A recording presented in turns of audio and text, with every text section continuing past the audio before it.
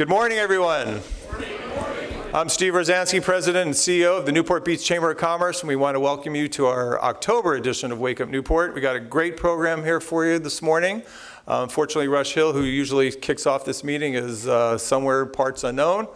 Actually, I do know where he is. He's on Lanai, and he's celebrating his 50th wedding anniversary, I think, something like that. So, Rush, lift a Mai Tai for me wherever you are.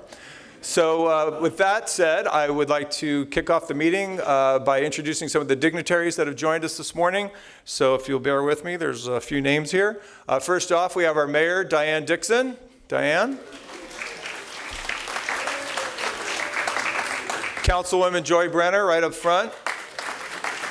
When you were in school, Joy, did you sit at the front of the class? She did, see?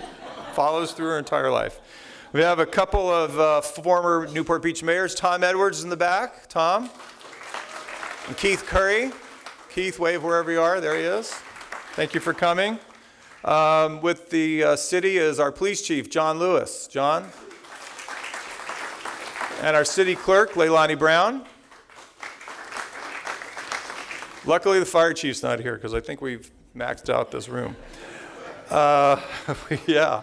We have a couple of harbor commissioners here with us this morning, Don Yan and Paul Blank. Wave, guys. Civil Service Board member Howard Herzog. Howard, back there. A couple people with the library. First, Dorothy Larson, Library Foundation. Dorothy. And also my good friend Paul Watkins back there. He's on the Board of Library Trustees and a Citizen of the Year for Newport Beach. Let's see. Oh, and then the other two, this is kind of a collection of dignitaries, but with us this morning, they're back in school. We have them here this morning. We have the DECA Club from Harbor High. Sheridan Hurst, their director, is here with us as well. Sheridan. I asked Sheridan again, probably for the third time, because I always forget, every 6 months I have to refresh my memory. What does DECA stand for? It doesn't stand for anything. It's just a business club. They compete in tournaments around California and I think even in other states. Internationally, yeah, they just won a big award last year. So we're looking for big things from the incoming class this year.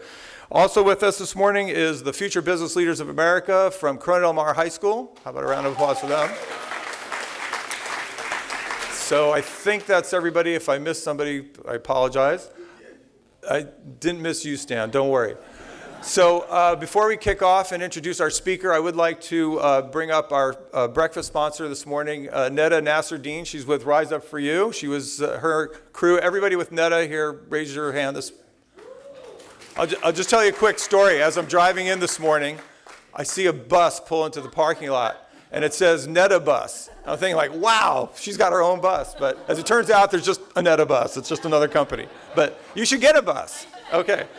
Take it away, Neda. Thank you so much. Good morning, everybody. I know you guys are all eager to hear Harley, so I will keep this short. As mentioned, my name is Neda. I'm the founder of Rise Up For You, and our sole purpose is to help enhance company culture and develop professionals. So we recognize that today the top challenges in the workforce and as individuals have to do with the people skills, and that's what we are qualified in.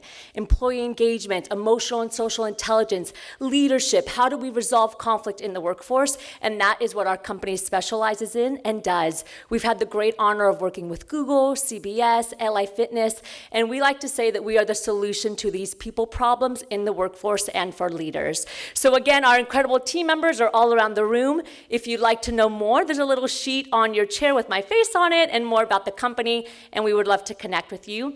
We are doing a little free raffle. We have some great conferences coming up, and if you're interested, drop your card in there, and we will gift that to you. Thank you so much. Thank you.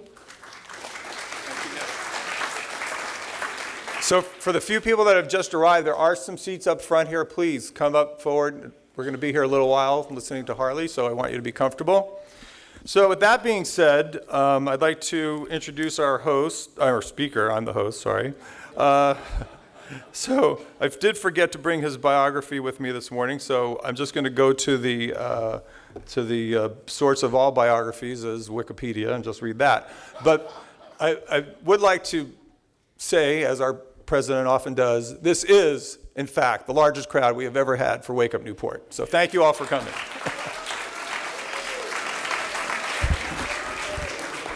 So, with that being said, I'll introduce Harley. Harley Edwin Rouda Jr., so obviously there must be a senior around somewhere, is an American lawyer, realtor, technology entrepreneur, philanthropist, and politician from the state of California. He's a member of the Democratic Party, and he serves in the United States House of Representatives from California's 48th Congressional District, encompassing southwestern coastal portions of Orange County, including the cities of Huntington Beach, Costa Mesa, and Newport Beach.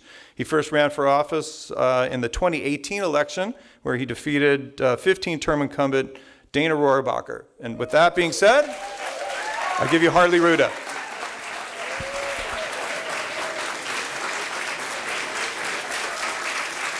I think this is the first standing ovation we've ever had for a speaker, too.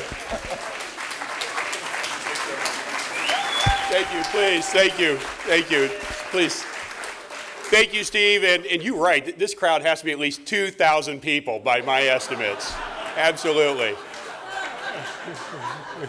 And we could bring some of that coaching idea and emotional intelligence to Washington, D.C. That would be great as well. I know we've got a lot of students here. I'd like the students to stand up real quick and be recognized, because I think it's fabulous that you're here. Thank you. And this is why our country, our future, is in good hands. Thank you for coming today. So I'll tell you a little bit about why I ran, what Washington, D.C. is like, and then answer any questions you might have. As Steve pointed out, in the 2018 election, that's the first time I've ever run for office in my life. And the reason I decided to run might be different than what you think. My background is business. I am a recovering attorney, then went into the business world and took over a family business and built it into the fourth largest independently owned residential real estate firm in the country. And then we began franchising across the United States. And I've always believed in smart capitalism and good government. And I'm proud of the fact that with a lot of other great individuals, we were able to create approximately 10,000 jobs in the businesses that we have built and managed over the years. And in the 2016 election, at that point in my life, I was mostly doing board work from early stage to publicly traded companies, although my wife liked to point out that I was doing board work, B-O-R-E-D, and I needed to get out of the house and do more. So after the 2016 election, I was frustrated. I was frustrated in that election, not because Donald Trump became president. I got frustrated because that whole election was, for many people, about personalities. Who did you like less? And that's not what our founders wanted us to do. Our founders wanted us to talk about issues. Our founders wanted us to fight for what we believe in, but eventually reach across the aisle and serve our communities and our countries by finding what we agree on. And I truly believe most Americans are between the 20-yard lines. Yet, unfortunately, the media tends to focus on what divides us instead of what brings us together. And I always jokingly say that so far in this Congress, we've had almost 300 bills passed. The vast majority of them are bipartisan. But you're never going to hear CNN, MSNBC, or Fox News, breaking news, 435 members agreed on blank. It's not going to happen. They're going to continue to focus on what separates us because in their mind, that's what's newsworthy. So that's the big reason I decided to run, that I believed that we needed more moderates in office. We needed people who believed that most Americans are between the 20-yard lines, and they would work towards that regard. So it was a bit of a historic election. I will tell you that this was the biggest decision with the least amount of due diligence I've ever done, which was probably a good thing. Otherwise, I might not be standing here after realizing what the process was to get here. But we defeated a 30-year incumbent, and at the time of the general election, we had 8,000 volunteers for our campaign. So it was truly a team effort in getting there. And thanks for many of them that are in here. So what's Washington, D.C. like? Well, it's as partisan as you see it, if not worse, and it's more bipartisan than you would think. And what I mean by that is that, as I talked about earlier, we've had a lot of bills come through the House. Again, the vast majority of them are bipartisan. Unfortunately, of those almost 300 bills that have passed the House, only 15% have been passed by the Senate. So we're hoping that we can see the Senate take up further action, especially on these bipartisan bills, and move forward good legislation on behalf of our country. But that bipartisanship is often overlooked by the partisanship and the rhetoric. And there's a lot of examples. Immigration is one. If you got rid of the rhetoric on both sides, on the extreme views, that you would find most members in Congress very willing to have the right conversation and get basic agreement on how to address immigration issues and do so in an empathetic, compassionate way that protects our borders and our ports as well. But unfortunately, too many people on both sides want to use that issue to fire up their bases and drive their fundraising. And that's one of the challenges we see. And I always share a couple stories about being there in D.C. On one hand, one of the coolest parts of serving is in night, we tend to work pretty late. We tend to go till about 9 or 10 o'clock every night, and then you come home and you're getting briefed for the next day.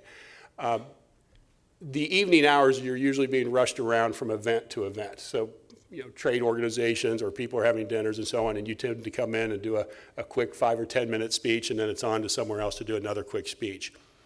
So when you finally get done with the evening and you're headed back to your home, the Capitol is lit up in all its grandeur, and you can see it from just about everywhere in Washington, D.C. And it's those poignant moments where you're humbled to remember you're there to serve. There's only 12,000 people who have ever served in the People's House. And it's those moments when you realize the hopes and aspirations of many Americans sit on our shoulders to do the right thing. And it truly is an honor to serve all of you, and I appreciate the opportunity that you've given me to do that. The flip side of that are the times when you are working with your fellow members and you are a bit frustrated because you believe you see things the same way. It's right in front of you, the facts. You believe you're looking at it from a logical standpoint, a rational standpoint. And whether it's folks on one side or the other side, it's like, how can you see it that way when it's pretty clear down the middle? And I always think of John Dingell. John Dingell was the longest serving member of Congress ever, 51 years. He passed away about 6 or 7 months ago. And he has a famous line where he talks about the first time he stepped onto the floor of House of Representatives after he was duly elected, hundreds of members milling about, and he looked around the room in awe of his surroundings, and he said to himself, "Wow, I can't believe I'm here." 2 months later, he steps on the floor again, getting ready to vote. Hundreds of members milling about, looks around the room, says to himself, "Wow, I can't believe you guys are here." And I would imagine there's a lot of people in Congress, including myself, that we all have days that feel that way. So with that, I'll open it up for questions. You can ask me anything you like, and I'll try my best to answer it. Front row. Yeah, so He's written down the question, so that we know I've got to be on my toes. just notes. Okay, so we have some federal waters. We have some dependents support getting it done, or you don't think it's a good idea, whatever. Well, you've got a few questions there. You're talking about offshore drilling. Offshore drilling is one, and then our dredging. We're Yep. dependent on the federal government and their federal waters. And that's Right. waters. And then we also have Army Corps property in the Santa Ana River, which is right on the boundary of Newport Beach. Right. So let me share with you the committees I'm on. I'm on 2 committees. One committee is Transportation and Infrastructure, and I'm on 2 subcommittees of Transportation and Infrastructure, Waters and Highways, and obviously 2 subcommittees with deep importance to the community here. And Transportation and Infrastructure is great. It's very congenial, diplomatic, everyone gets along, very bipartisan. The other committee I'm on is Oversight. That does investigations of the administration. That is the complete opposite of T&I. That's where members should probably pass through a metal detector before they take their seats, because all they do is yell at each other. But to answer your question, in T&I, there's lots of opportunities that we are focused on in those specific things. So we could take this from offshore drilling. I don't think you're going to see any offshore drilling in California anytime soon, because the state of California will fight tooth and nail to prevent the Trump administration from being able to do that.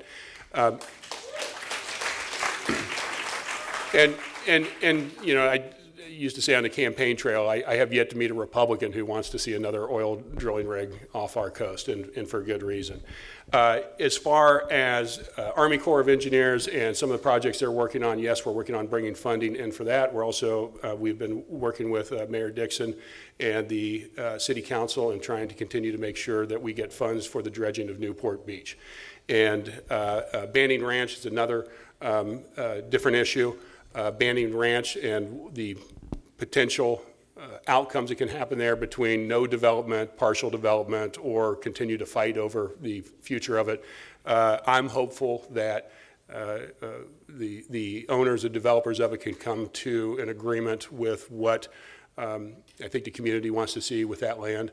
And I've met with both sides, and I'm glad they're talking, and any role I can play to continue to push that forward in a way that serves the community, I'm happy to do so. I will give you just a real quick by the numbers, because I think you raised some good points. You know, we've been in office just over 7 or 8 months now, and we've had 5 town halls. I've chaired 9 hearings, so I am the chair of the Environmental Subcommittee for Oversight, and we are doing numerous hearings on climate change and ways to address it through economic incentives to bring energy companies forward and driving the change we desperately need to clean energies. We've had several hearings on PFAS chemicals. Some of you probably know what PFAS chemicals are. Some of you probably don't. I encourage all of you to Google it when you get back. California just released a study that 40% of our water districts are showing levels of PFAS chemicals above the recommended EPA level, and that's going to continue to rise.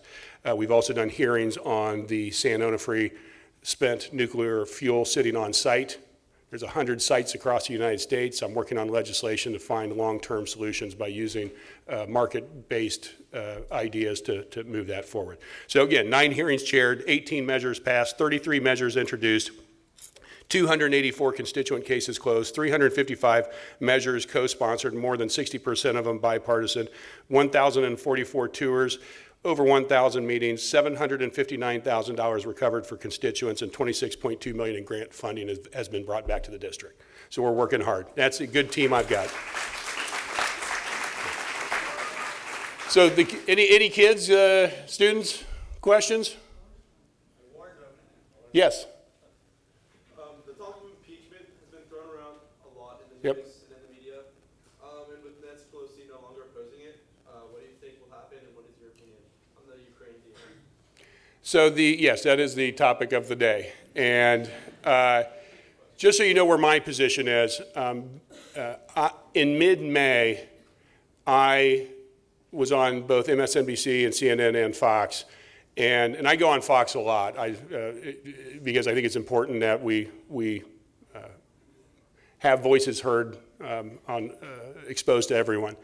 And I made the commitment in mid-May that on the Oversight Committee, I see firsthand the stonewalling of this administration to the production of documents and witnesses to constitutionally correct request by committees with oversight.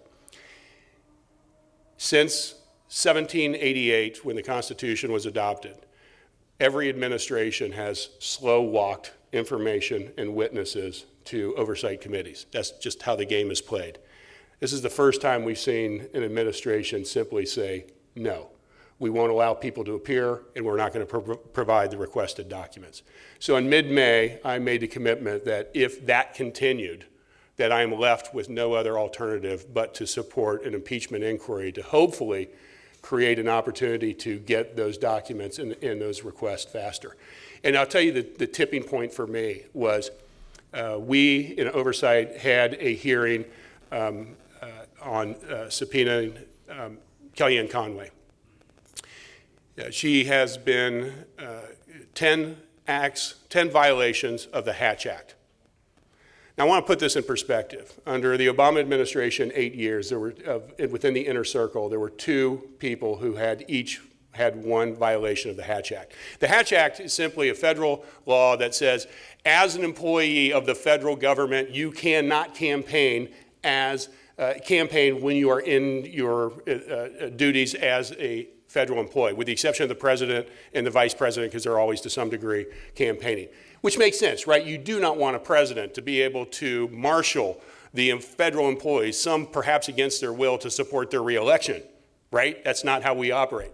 So Kellyanne Conway, again, Obama, one resigned over that one act, and the other one said it will never happen again, even though the far right demanded that person's resignation as well. Kellyanne Conway, 10 violations. Those 10 violations were determined by an individual, the Inspector General, who used to be a Republican on the Oversight Committee as a staffer, who was appointed by Donald Trump. And I point that out because that would suggest it's not partisan when you have a president appoint the person who, after seeing the evidence, agreed with the 10 violations. Kellyanne Conway made the comment that, let me know when they come to take me away in handcuffs. That was her response to our committee's request for her to come and speak to us. So for me, that drove where I am now. And it's unfortunate where we are. But we have, in the Ukraine situation, a president who has betrayed his oath to the Constitution of the United States, used undue influence and abuse of power in trying to get foreign government to interfere in our elections, and it's also jeopardized our national security.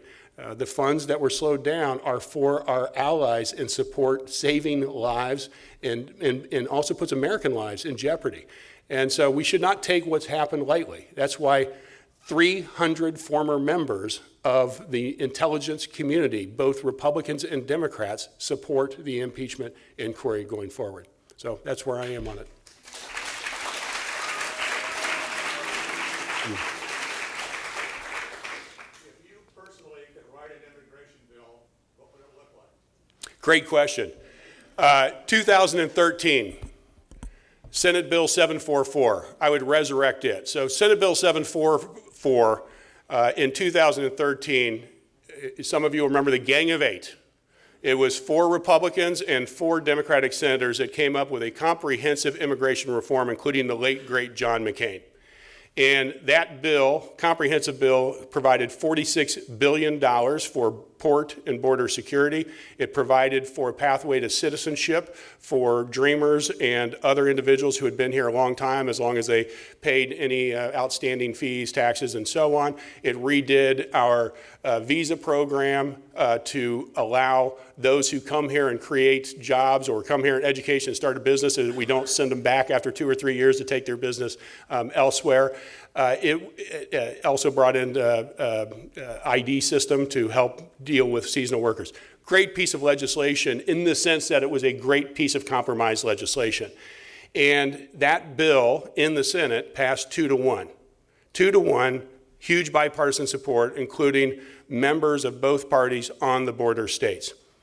That legislation went to the House of Representatives, where the Tea Party told Boehner, if you let it on the floor, you'll no longer be Speaker of the House. And it's a Haspert rule, is a rule that the Republicans use, that unless a majority of the Republican caucus supports the legislation, it can't come to the floor unless the Speaker allows it. So let this sink in for a second. So this legislation, again, bipartisan in the Senate, gets to the House, where it has bipartisan support. But it doesn't have 51% support of the Republicans in the Congress. It had something closer to 40%. But it had enough support on the Democratic side to get it over the finish line. It never came to the floor. If it had come to the floor, we probably wouldn't be having this conversation. And that's what's wrong with Washington. When you have career politicians there that care more about getting reelected than serving their country in the way that we want them to serve.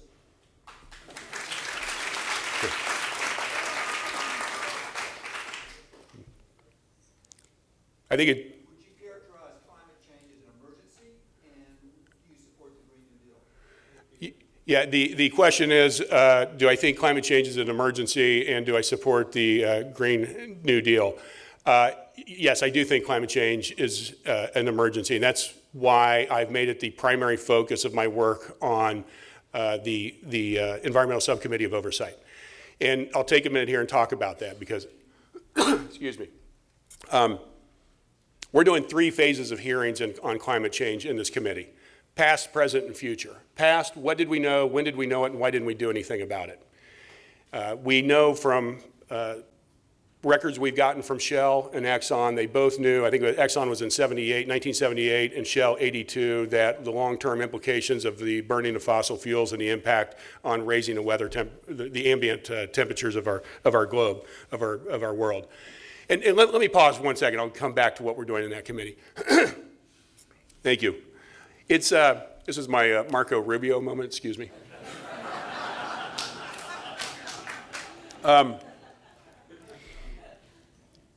The reason climate change is such an issue is that when you raise the ambient temperature of the Earth's atmosphere, you change historic weather patterns.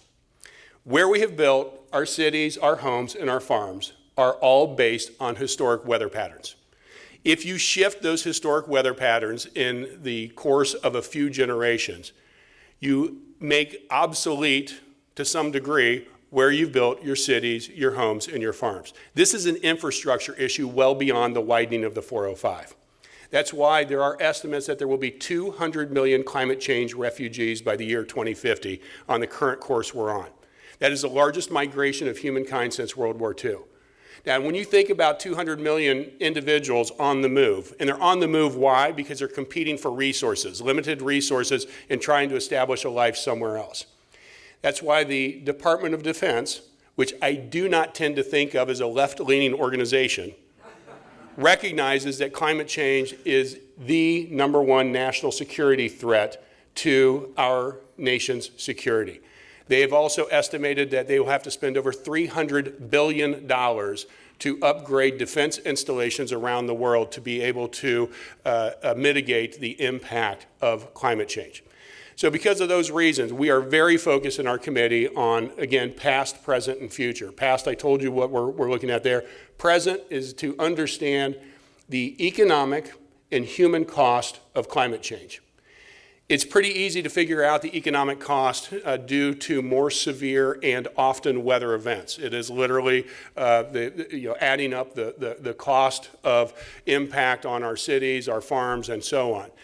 The human cost is more difficult. Unfortunately, it is easy to count dead people and the people who have lost their homes and so on. What is more difficult to figure out are the long-term implications. Case in point, the wildfires we have had in California and the CO2 that goes into the air and the impact it has on people with asthma, lung issues, and other health concerns that are caused by that are a little bit more difficult.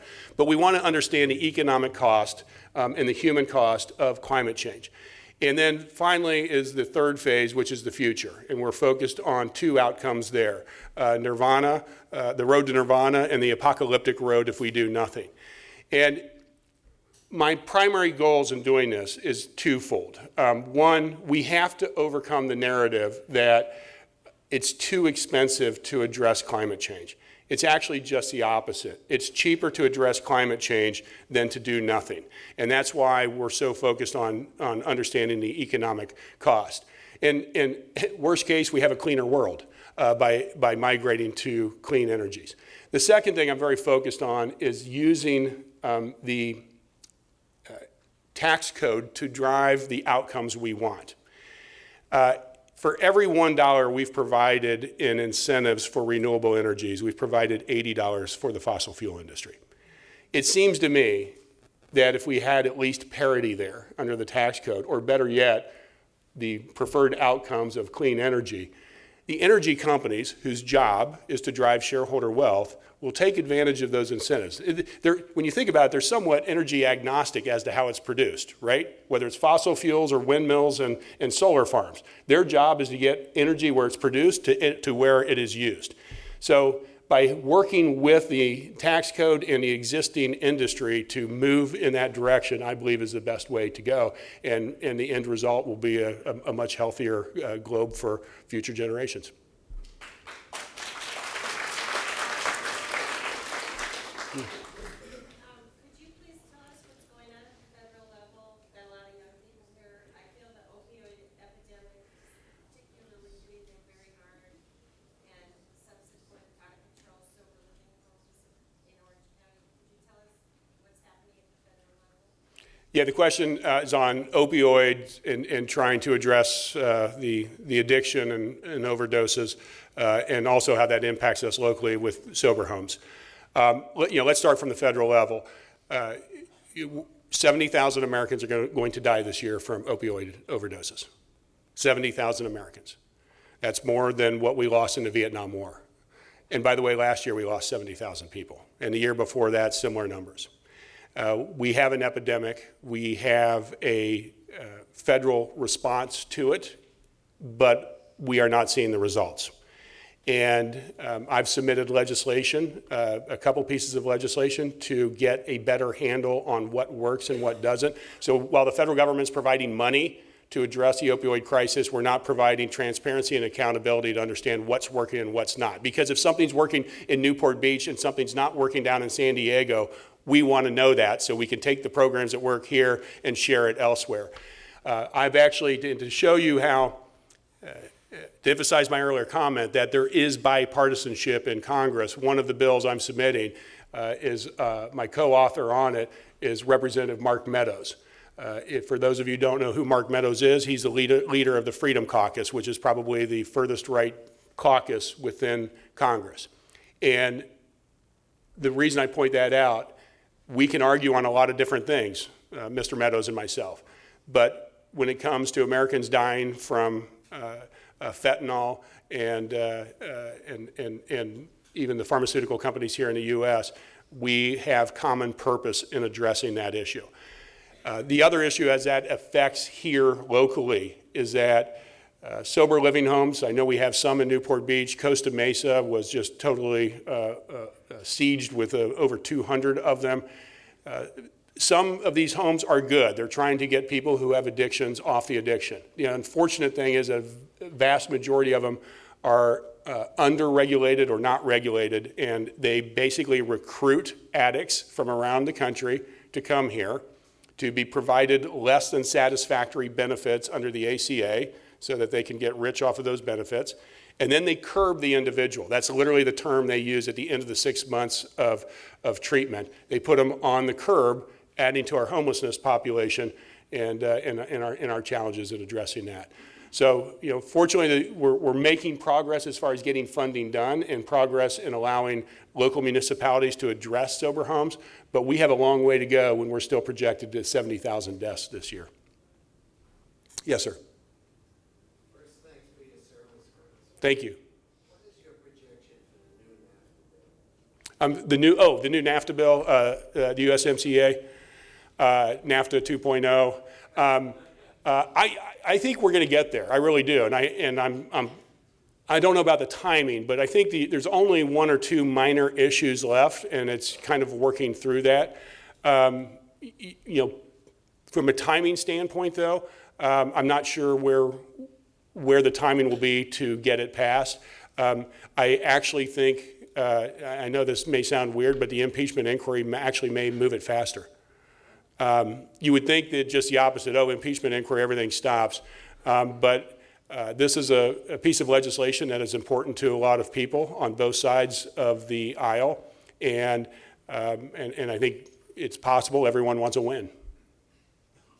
And I may be optimistic for reasons I shouldn't be, but that's my hope. Yes?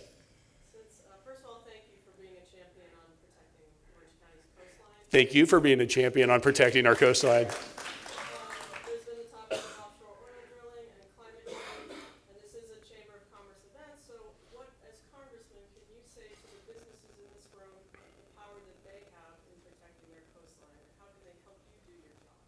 Yeah, that's a great question. And you represent businesses, and when you guys recognize how important what we have here is to your business, to your livelihood, to your children's futures. And we also all recognize how important tourism is to this area. And we want to maintain that lifestyle by taking care of our environment. And I would encourage all of you to get engaged in local organizations that are doing just that. I know she'll be happy to take your business card and get you engaged in that. But the current projections right now on the impact of climate change on our weather here is that we're going to have weather fairly consistent with what we see in Cabo in the next 50 years. And that's the current trend line. And Cabo's a great place to visit. But I don't want that ecosystem here, I want ours. And so the more you can do by getting engaged in organizations to help out, that would be great. Yes? With some of your peers in Congress serving 10, 15, 20 years, do you believe a term limit should be enacted on them? Yeah, term limits. In a perfect world, I would like to see a couple things happen. One, I would like to see the members of the House of Representatives have 4-year terms instead of 2-year terms. But I've been told the reason that'll never happen, it'll never pass the Senate, because the biggest challenge to a senator is a member of the House, and if the member of the House is running every 2 years, they're less threatening to a senator. I think term limits on its face make sense, but I think there's a better way to address it. The reason we have people there for a long time is because the system is screwed up. It starts with gerrymandering. Unfortunately, in California, we do not have gerrymandering because Governor Schwarzenegger established an independent commission to establish all the districts in California.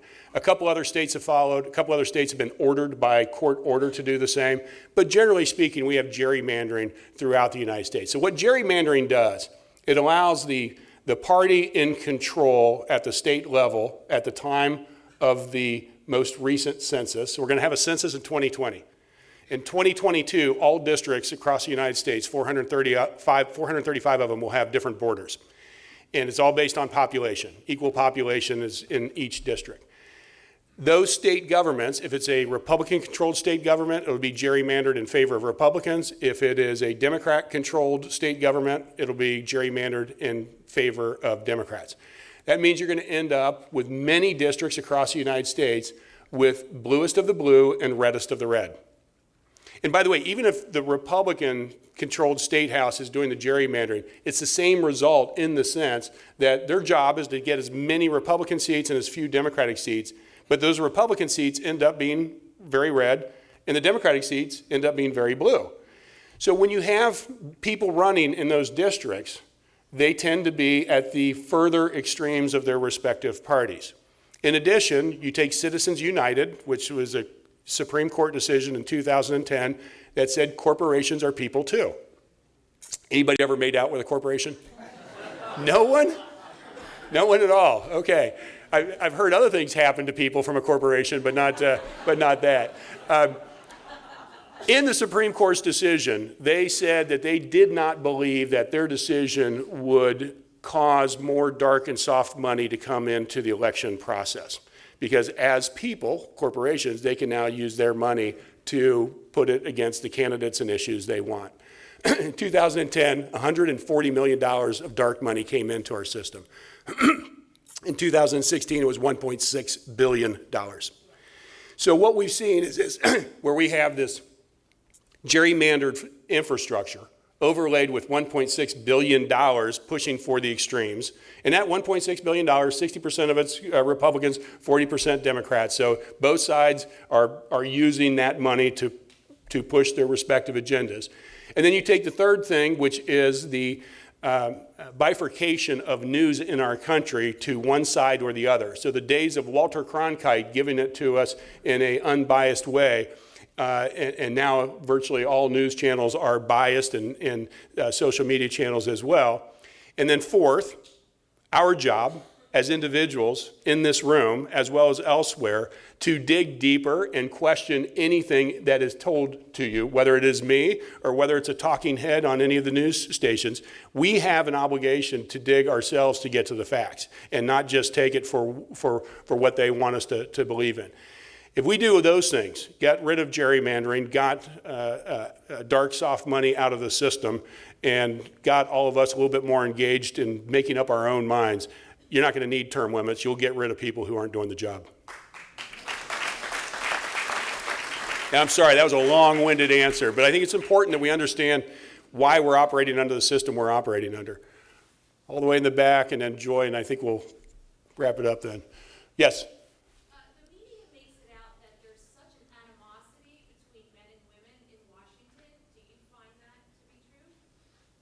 What do you mean by the media makes?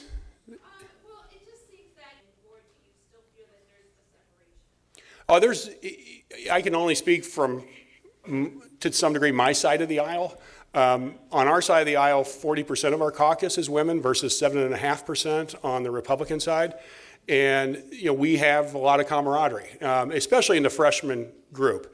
The freshmen, while we're competitive, we're really, really close because for many of us, we were on the campaign trail together. So some of my closest friends in the House is Katie Porter and Katie Hill because, I've been on tour with them for 2 years.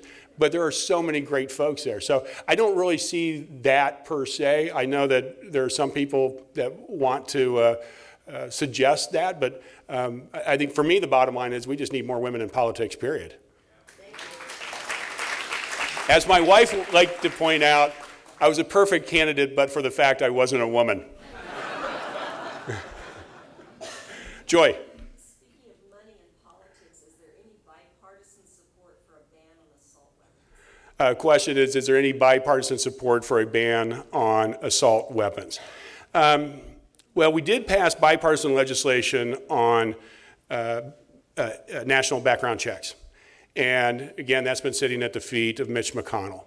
90% of Americans, including majorities in majorities in the red states, support national background checks. A ban on assault weapons, no, I don't think there's bipartisan support there yet for that. My hope at a minimum, well, let's get the background checks passed. Red flag laws without a national background check are worthless, in my opinion. That's no different than, somebody here has been flagged, determined that they should not be in possession of guns. They're taken away. They drive across the border to Nevada and restock because there's nothing to prevent them from doing that because there's no background check that's going to pick it up. So we have to have that. You got to start with national background checks. As far as assault weapons, I would hope that at a minimum we could start seeing support on the other side for at least a higher level of training and licensing and age to even be able to access assault rifles and high-capacity magazines as a step back from being able to get a ban on it. But again, I'm not sure with the strength of the gun lobby right now, seeing some politicians willing to take that on. Okay. Because you spoke about climate change, to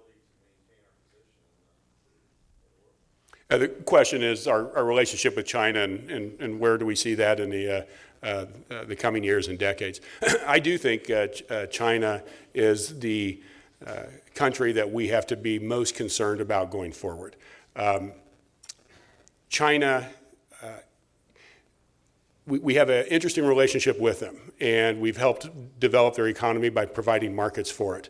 But we've done it at the expense of American know-how and American jobs. So when you have a requirement in China that you do joint ventures with Chinese companies that then get access to American intellectual property, American IP, or outright stolen IP by China, with us not willing to take the actions we need to take because the market is so important to so many businesses here, we're allowing them to usurp assets of the United States at no cost. So I do believe we need to take much harder action on China in a lot of different ways. I don't like the idea of the tariffs, though, the way that was done. I would have loved for the president to have an address to the United States of America and let us know that we are dealing with a country that has been stealing our IP. We are dealing with a country that is building islands in the South China Seas to impact our ability to protect Americans, protect our trade routes, and so on. While other administrations have tried to address this issue, they have failed to do so to protect Americans. That's why I will continue to try diplomatic efforts. But in the event those diplomatic efforts are unsuccessful, in 6 months, we will take additional action against China versus tweeting out tariffs. And I think if we'd had that type of leadership, we would have understood that this is an important issue. It deserves all of us, our attention to address it. but let's get the American people behind it, and unfortunately that didn't happen. And one last thing I'll tell you on this is that, do I still have another second here? I've submitted bipartisan and bicameral legislation. So we've got support in both the House, and bipartisan support in the House and bipartisan support in the Senate. It's called TIVSA. It's the Transportation Infrastructure Vehicle Security Act. What China has done in its efforts to dominate many key industries around the world is to use state-owned enterprises to undercut market-based companies across the globe. Case in point, our buses and rail systems. Buses and rail systems are pretty important, especially in times of hostilities. You want to make sure that you can get goods and military hardware from point to point within your country, right? And what China has done in Australia, they have taken over 90% of the rail and bus manufacturing business from local domestic producers. They're starting to do the same thing in the United States. And the way they do this is because it's a state-owned enterprise, you can have an American company bid on the work, and then you have a Chinese company that doesn't play by capitalism, doesn't have to have a return, actually underwritten by the government, so they undercut the prices, they get the business, so that eventually they can ultimately control your rail and bus stock in your country. This legislation, TIVSA, prevents any taxpayer dollars being used to strengthen these types of companies in our country. We had testimony from the intelligence community, the military leaders, and so on. And I'm proud of this legislation because it's exactly what we need: bipartisan, bicameral support to make sure we protect our country. Good, good. Thank you very much. Thanks.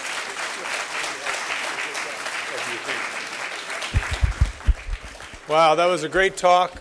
I got a couple of closing comments to make, and then we'll let you disembark. That was actually, I think, the shortest speech and the longest Q&A session, so breaking more records here at Wake Up Newport. And I'm actually encouraged by the intelligence of the questions and the breadth of them. You guys seem like you're really informed, and it's good to see. It's encouraging, especially from the students that we have here. A few of the things that we have coming up, I'll just mention them quickly. We have our monthly business education lunch on October 16th. I believe it's at 5 Crowns, Pam? Yeah.